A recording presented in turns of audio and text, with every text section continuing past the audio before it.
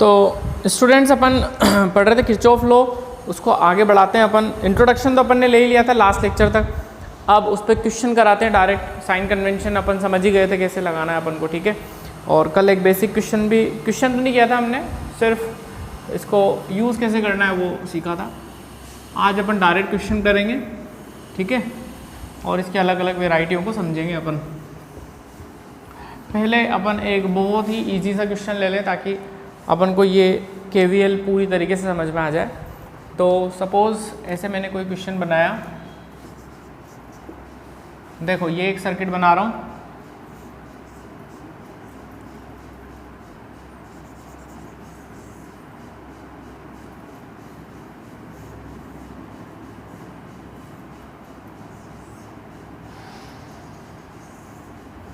ठीक है बच्चों। ये एक सर्किट बनाया अपन ने, कुछ नेमिंग कर देते हैं अपन ABCD। अब यहाँ पर अगर मैं एक स्विच लगा दूँ, यहाँ पर अपन ने एक स्विच लगा दिया, ठीक है। अब इसमें कुछ अपन वैल्यूज़ डाल देते हैं ताकि अपन को अच्छे समझ में आ जाए चीज़। मान लो ये 10 वोल्ट की बैटरी है, ये 1 ओम है, ये 2 वोल्ट है बेटा, ये 2 ओम है, ये 3 वोल्ट है और ये 2 ओम है। तो जैसे मैं स्विच ऑन करूँगा तो सर्किट में करंट चलेगा। मेरा क्वेश्चन आपसे यही है कि इस सर्किट में कितना करंट चलेगा फाइंड आउट करो किरचॉफ लॉ यूज़ करते हुए, ठीक है। तो जैसे ही हम स्विच ऑन करेंगे करंट स्टार्ट होगा फ्लो करना। तो हम ऐसे मान लेते हैं, देखो KVL के अंदर किरचॉफ लॉ के जब सवाल करेंगे तो करंट की डायरेक्शन हम अज्यूम कर सकते हैं हमारे हिसाब से कहीं पर भी, ठीक है। वो हमारे हाथ में होता है करंट को किस तरीके से हम मान रहे हैं। तो करंट को मैंने ऐसे चलता हुआ माना, मैंने ऐसे समझा कि I करंट फ्लो कर रहा है सर्किट में ऐसे, ठीक है। अब ये I की वैल्यू कितनी होगी, तो मुझे KVL लगाना पड़ेगा, किरचॉफ वोल्टेज लॉ लगाना पड़ेगा। क्लोज लूप में कोई सा भी ले सकता हूँ जो मेरी इच्छा हो, कहीं से भी स्टार्ट कर सकते हैं अपन, क्लॉकवाइज लगा सकते हैं, एंटी क्लॉकवाइज, जो आपकी इच्छा हो वैसे यूज़ करो। तो सपोज़ मैंने सोचा मैं ऐसे स्टार्ट करता हूँ, ABCDA, इस पाथ को फॉलो करते हुए मैं एक किरचॉफ लॉ इस्तेमाल करता हूँ। तो A से चले अपन और घूम फिर के A पे आएंगे वापस ऐसे, ठीक है। इस डायरेक्शन में हम किरचॉफ लॉ इस्तेमाल कर रहे हैं, ओके। चलिए तो A से स्टार्ट करते हैं। A से अपन आगे बढ़ेंगे तो पहले अपन को एक बैटरी मिलेगी 10 वोल्ट की। तो हमारा रास्ता इधर है, इधर से इधर जा रहे हैं, तो सेकंड टर्मिनल का साइन कैसा है, पॉजिटिव। तो बैटरी का पोटेंशियल जो है हम पॉजिटिव मानेंगे। यहाँ से यहाँ चले, सेकंड टर्मिनल पॉजिटिव पड़ा तो हम लिखेंगे 10। फिर देखो हम इस तरफ चल रहे हैं, मैंने आपको बताया था करंट की डायरेक्शन के साथ ही चलोगे तो आपको पोटेंशियल डिफरेंस की जगह माइनस लेना है। तो current into resistance, potential difference आएगा 1 into I, that is -I, क्योंकि हम इस तरफ लगा रहे हैं। फिर हम आगे बढ़े, B तक पहुंच गए। B के बाद जब हम इधर बढ़े तो हमें वापस से एक बैटरी दिखाई दी, उसका सेकंड टर्मिनल अब की बार कैसा पड़ेगा, नेगेटिव, यानी हमें यहाँ पे लिखना पड़ेगा -2। फिर आगे बढ़े, I करंट है, करंट के साथ ही चल रहे हैं हम, तो माइनस में लेना पड़ेगा साइन। PD कितना आएगा, current into resistance, I into 2, minus का 2I। फिर आगे बढ़े, ये 3 वोल्ट की बैटरी मिली, ठीक है। C से D की तरफ चलेंगे तो हमें जो बैटरी मिलेगी उसका साइन कैसा मिलेगा, पॉजिटिव मिलेगा, ठीक है ना। सेकंड टर्मिनल कैसा पड़ेगा, यहाँ से यहाँ जब चलेंगे सेकंड टर्मिनल पॉजिटिव, तो +3 लिखना पड़ेगा, +3। फिर अपन आगे बढ़े, यहाँ करंट I चल रहा है, तो D से A की तरफ जब मैं आगे बढ़ रहा हूँ तो पोटेंशियल डिफरेंस कितना होगा, करंट इंटू रेजिस्टेंस, ओके। अब D से A की तरफ चल रहे हैं अपन, करंट के साथ चलते हैं तो पोटेंशियल डिफरेंस का साइन हमें माइनस का देना होता है, तो करंट इंटू रेजिस्टेंस ये हो गया। जैसे ही हम A पे आ जाएंगे तो हमारा जो क्लोज लूप है वो पूरा हो जाएगा। तो इन सब का जो सम है वो किसके बराबर रख देना है हमें, 0, ओके। अब I की वैल्यू सोल्व कर लेते हैं। देखो 10 -2 8 हो गया, 8 + 3 11 हो गया, -I -2I -3I हो गया, और -2I मतलब माइनस का 5I, it is equal to 0। 5 को उधर ले जाओ तो करंट कितना आएगा 11/5 एम्पियर। तो इस तरीके से हम क्वेश्चन को सॉल्व कर सकते हैं। ये तो बिल्कुल इजी क्वेश्चन था, बट मेरा मकसद ये था कि आपको KVL कैसे लगाते हैं वो सिखा दूँ मैं, ठीक है। फिर इससे अच्छे सवाल अभी अपन करेंगे। पहले ये बता दो आपकी ये इतनी बात आपके समझ में आई या नहीं आई, ठीक है। तो इस तरीके से हम करंट की वैल्यू निकाल सकते हैं। इसमें बहुत सारी चीज़ें और जानना बाकी हैं अपन को, धीरे धीरे टाइम के साथ जैसे जैसे क्वेश्चन आते जाएंगे मैं सिखाता चलूँगा आपको। अच्छा, आगे अगर हम इसी क्वेश्चन में ऐसे लगा देना लूप को, तब भी हमारा आंसर यही आता बेटा, ठीक है। और एक ही जगह B से लगाते आप, ऐसे B से स्टार्ट करके वापस ले, तब भी आंसर यही आता। C से स्टार्ट करके ऐसे ले जाते सब, तब भी आंसर यही आता। आप चाहो तो क्रॉस चेक करके देख लेना, ठीक है। तो चाहे क्लॉकवाइज लगाओ या एंटी क्लॉकवाइज, कोई फ़र्क नहीं पड़ता है। अब ये तो बिल्कुल ही इजी कैटेगरी का क्वेश्चन था। अब थोड़े से और अच्छे क्वेश्चन एग्ज़ाम में आने लायक क्वेश्चन क्या हो सकते हैं ये देखें। तो मान लो मैंने आपको एक सर्किट दिया कुछ ऐसा, ध्यान से समझना। अब इस सर्किट में मैं बहुत सारी बातें पूछ सकता हूँ आपसे। ये स्टैंडर्ड सर्किट है जो पेपर में आता है, कई बार पूछा गया है, ठीक है। इसमें बस वैल्यू चेंज हो जाती है, अदरवाइज़ ये स्टैंडर्ड क्वेश्चन है। मान लो ये हमारे पास है बेटा 5 या 4 वोल्ट की बैटरी, ये 1 ओम का रेजिस्टेंस, ये 2 वोल्ट की बैटरी, ये 1 ओम का रेजिस्टेंस और ये 2 ओम का रेजिस्टेंस, ठीक है। हम इसमें कुछ नेमिंग कर देते हैं A B C D E F कुछ भी, ठीक है। अब ये सर्किट आपको दे दिया और इसमें अब बहुत सारी चीज़ें पूछ सकते हैं।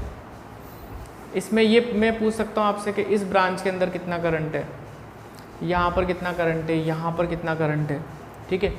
इसका क्रॉस पोटेंशियल डिफरेंस कितना है, बहुत सारी चीज़ें पूछी जा सकती है। समय के साथ आपको समझ में आ जाएगी बात। हाल फिलहाल अभी मैं ये पूछ रहा हूँ आपसे कि ये जो 2 ओम वाला रेजिस्टेंस है इस पर कितनी करंट फ्लो हो रही है। फाइंड करंट थ्रू 2 ओम। अब देखो किरचॉफ लॉ के सवाल जो हैं वो 2 तरीके से पूछे जाते हैं। पहला विदाउट करंट डिस्ट्रीब्यूशन और दूसरा विद करंट डिस्ट्रीब्यूशन। मतलब क्या हुआ, एक क्वेश्चन तो ऐसा होगा जिसमें करंट आपको ऑलरेडी सवाल में डिस्ट्रीब्यूटेड देगा वो, ठीक है। ऑलरेडी सवाल में करंट रहेगा हर ब्रांच में, I1 I2 ऐसे इस फॉर्मेट में, और आपसे फिर वैल्यू पूछ लेगा कि I1 I2 बताओ कितना होगा। दूसरा ऐसा क्वेश्चन आएगा बिल्कुल प्लेन। इसका मतलब क्या है, इसका मतलब ये है कि आपको करंट का डिस्ट्रीब्यूशन अपने हिसाब से करना है, मतलब करंट पहले डिस्ट्रीब्यूट आपको खुद को ही करना है, ठीक है। अब करंट डिस्ट्रीब्यूशन कैसे करें, करंट का डिस्ट्रीब्यूशन टोटली हमारे ऊपर डिपेंडेंट होता है कि हम कैसे करना चाह रहे हैं। अलग अलग तरीके से हम करंट का डिस्ट्रीब्यूशन सर्किट में कर सकते हैं। कैसे हो सकता है, उसमें से एक तरीका मैं आपको अभी सिखा रहा हूँ, बाकी तरीके भी बता दूंगा, ठीक है। तो पहला तरीका क्या हो सकता है करंट डिस्ट्रीब्यूशन का सर्किट में। तो देखो मैंने ऐसे मान लिया कि जो हमारा ये सर्किट है बेटा, उसमें ये जो बैटरी है 4 वोल्ट वाली, इसके पॉजिटिव टर्मिनल से मान लो मैंने I1 करंट चलाया,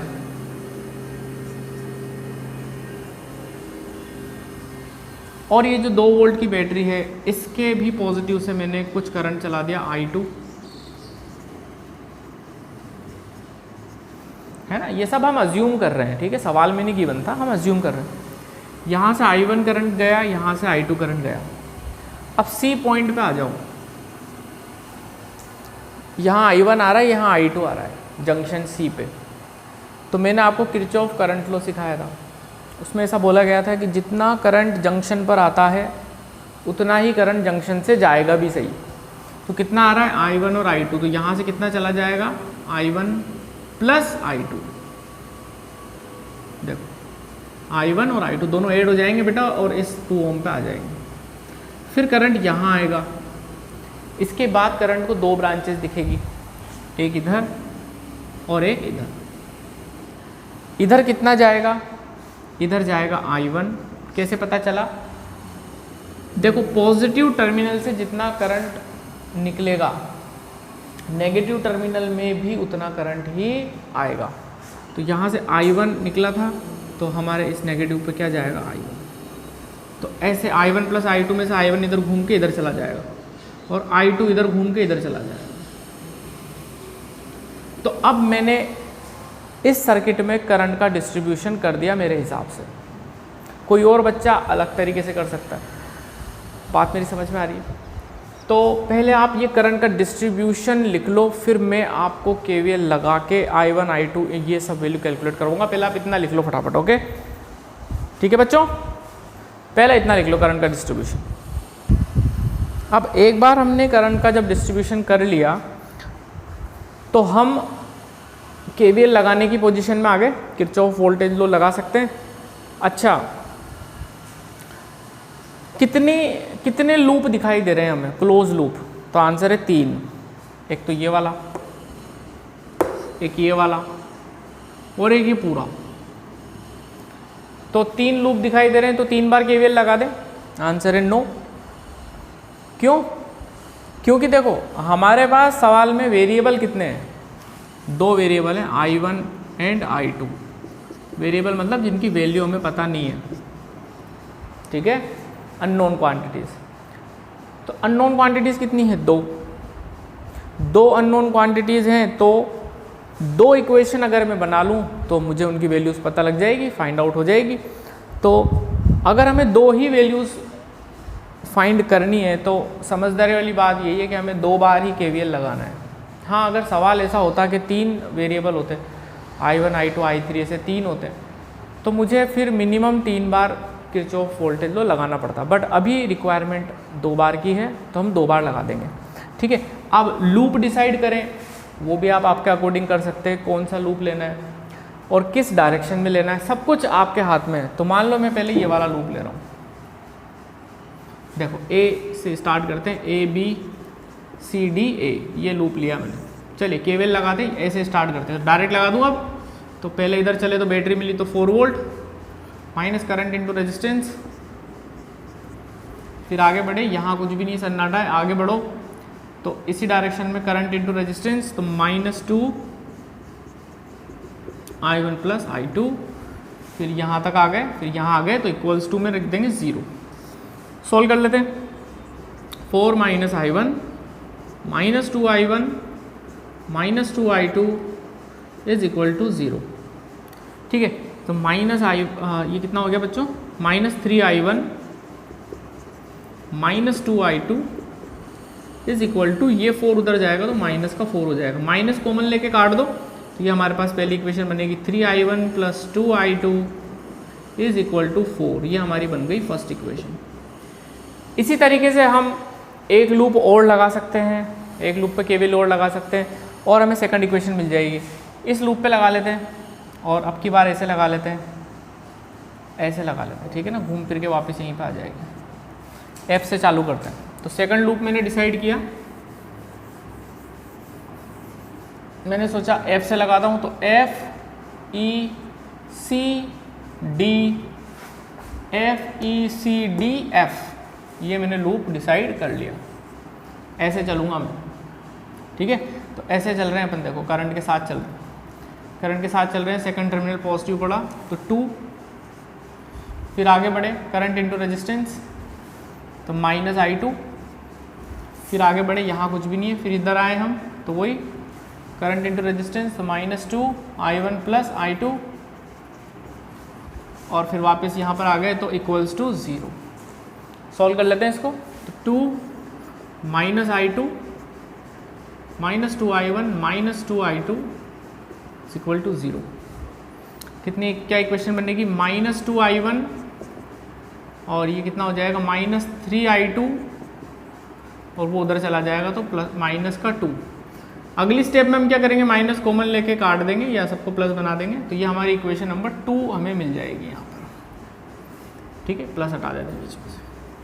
अब देखो ये इक्वेशन 1 है, ये इक्वेशन 2 है, 2 इक्वेशन है और 2 अननोन क्वांटिटी है I1 I2, ठीक है, क्या 2 इक्वेशन से 2 वेरिएबल सोल्व हो जाएंगे? आंसर है यस। हमने 10th क्लास में चैप्टर पढ़ा हुआ है pair of linear equation in 2 variable, chapter number 3। उसमें अलग अलग मेथड होते हैं 2 वेरिएबल को सॉल्व करने के, elimination method, substitution method, graphical method और क्रॉस मल्टीप्लिकेशन। तो आप सब्स्टिट्यूशन लगाओ या एलिमिनेशन कोई सा भी लगा लो। I1 I2 को सॉल्व कर सकते हैं यहाँ से, तो इतना लिख लो और I1 I2 सॉल्व करो, कितना आ रहा है बताओ। ओके, तो यहाँ से इक्वेशन सॉल्व कर लेते हैं और हमें आंसर मिल जाएगा। देखना कैसे, तो I1 I2 में 2 इक्वेशंस अवेलेबल है ही सही हमारे पास। तो देखो एलिमिनेशन मेथड लगा देते हैं। इसका I1 को एलिमिनेट करते, तो I1 का यहाँ कोएफिशिएंट कितना है 2, यहाँ पर कितना है 3, तो इस पूरी इक्वेशन को 3 से मल्टीप्लाई कर देते हैं, इसको 2 से मल्टीप्लाई कर देते हैं। तो इसको 3 से मल्टीप्लाई करूँगा तो क्या बनेगा, 3 से मल्टीप्लाई करूँगा तो 6I1 + 9I2 is equal to 2 3 जो 6, और इसको कर देते हैं 2 से मल्टीप्लाई, तो ये बन जाएगा 6I1, इसको 2 से करा ना तो 4I2 इज इक्वल टू 4 2 जा 8। दोनों को सब्ट्रैक्ट कर दो, ये कैंसिल हो गया। 9 - 4 is 5I2 is equal to 6 - 8 is -2, तो I2 हमारे पास आ जाएगा -2/5। I2 की वैल्यू 1 में या 2 में रख दो, I1 मिल जाएगा। तो 1 में रखी अगर अपन ने तो कितना मिलेगा हमें, देखो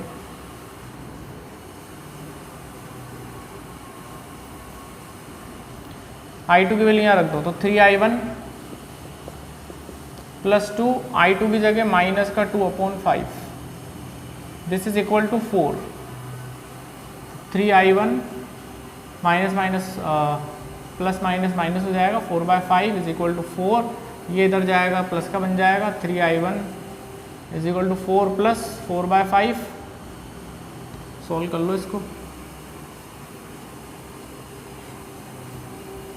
तो 3I1 is equal to 5 LCM आ जाएगा, तो 5 4 जो 20 + 4, 3I1 इज इक्वल टू 24/5, तो I1 कितना हो जाएगा 24/5 × 3, ये 3 नीचे चला जाएगा, ये 8 हो गया, तो I1 आया मेरे पास 8/5, 8/5 I1 आ गया, I2 आ गया। ठीक है, अब लिख लो इसको बेटा फटाफट। अभी इसमें बहुत सारी चीज़ें हैं बताने लायक। I1 I2 आ गया मेरे पास। अब हमसे करंट यहाँ पूछी हुई थी इस ब्रांच में, तो इस ब्रांच में करंट कितनी है I1 + I2, तो I1 कितना है 8/5, I2 कितना है -2/5, तो I1 + I2 कर दूँ मैं तो मुझे आंसर मिल जाएगा, यानी 2 ओम पर कितनी करंट है ये पूछी गई थी, तो 8/5 - 2/5, तो ये हो गया हमारे पास बेटा 6/5, तो ये करेक्ट आंसर होगा। ठीक है, अब 2-4 बातें और समझा दूं मैं इसी टॉपिक से रिलेटेड आपको।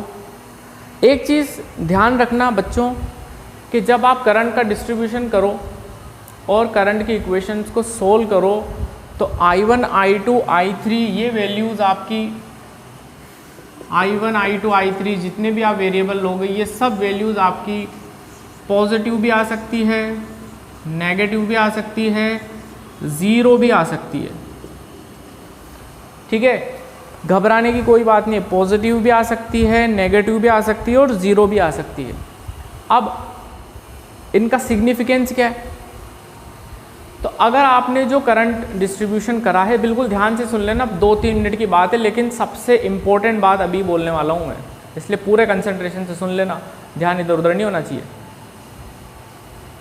अगर आपके करंट की वैल्यूज़ जो आपने मानी है वो पॉजिटिव आती हैं सारी, तो इसका मतलब जो करंट का डिस्ट्रीब्यूशन आपने सर्किट में किया हुआ है वो एक्यूरेट है, बिल्कुल एग्जैक्टली ऐसा ही हो रहा होगा अगर सारी वैल्यू पॉजिटिव आती है। तो अगर कोई सी वैल्यू नेगेटिव आती है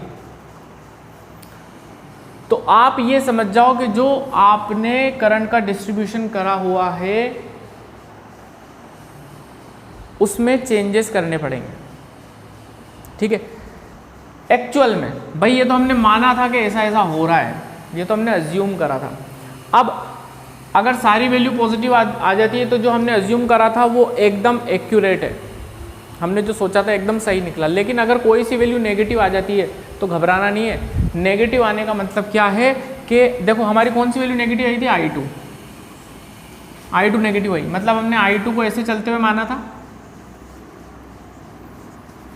बट रियलिटी में करंट ऐसे नहीं चल रहा है इस ब्रांच में, रियलिटी में करंट इसके जस्ट अपोजिट चल रहा है, ऐसा यहाँ पर ऐसा, ठीक है। ये रियलिटी में करंट चल रहा है ऐसा, यानी हमने ऐसा माना हुआ है, लेकिन एक्चुअल में जो करंट चलेगा वो ऐसे चलेगा। और I1 कैसा है, पॉजिटिव है। I1 कैसा है, पॉजिटिव। यानी कि इस सर्किट का एक्चुअल सर्किट क्या बनेगा बताऊं आपको, ये सर्किट ऐसा बनेगा, एक्चुअल में ऐसा बनेगा, वो हमने माना था। बट हमें एग्जाम में उसको अल्टरेशन नहीं करना है, हमें तो बस सॉल्व करके आ जाना है। हमें ये नहीं बताना है वहाँ पे कि एक्चुअल सर्किट कैसा बनेगा, वो तो मैं बना रहा हूँ आपके लिए। ये 4 वोल्ट है, ये 2 वोल्ट है, ये 1 ओम, ये 2 ओम और ये 1 ओम। यहाँ से करंट कितना चला, I1 हमारा पॉजिटिव आया था 8/5, यानी यहाँ से 8/5 करंट चलेगा, चला। अब यहाँ पर कितना आया देखो, I1 प्लस I2 कितना आ रहा था हमारा, 8/5 माइनस 2/5, ये आ रहा था 6/5, तो यहाँ पे गया 6/5, तो 8/5 में से 6/5 यहाँ चला गया, तो इधर कितना बचेगा, 2/5। तो एक्चुअल में तो ये हुआ है रियलिटी में, फिर ये दोनों करंट यहाँ मिलके यहाँ आ जाएगा। रियलिटी में ये हुआ है, लेकिन मुझे पहले से पता नहीं था कि किस ब्रांच में से करंट किधर जाएगा, तो पहले मैंने अज्यूम किया इसमें से I1 इसमें से I2, सॉल्व कर लिया। मैंने देखा एक वैल्यू मेरी नेगेटिव आ रही है, ये वाली, इसका मतलब करंट इसमें ऐसे नहीं जा रहा है, रियलिटी में करंट इसमें ऐसे आ रहा है, और उसको मैंने फिर ऐसे जस्टिफाई करा। तो अगर हमारा आंसर नेगेटिव आता है तो हमें एग्जाम में एक लाइन लास्ट में लिख के आनी है, क्या कि the actual direction of current flow is opposite to what we have assumed in the problem. जो हमने मानी हुई है उसके जस्ट अपोजिट चल रहा है, मतलब रियलिटी में ये चीज हो रही है, ठीक है। बट हमारा आंसर बिल्कुल बराबर आएंगे। बोलो बच्चों, समझ में आई नहीं आपको बात? सबसे इंपॉर्टेंट बात थी ये लास्ट वाली, जो आई होप आप समझ पाए होंगे। बोलो भाई।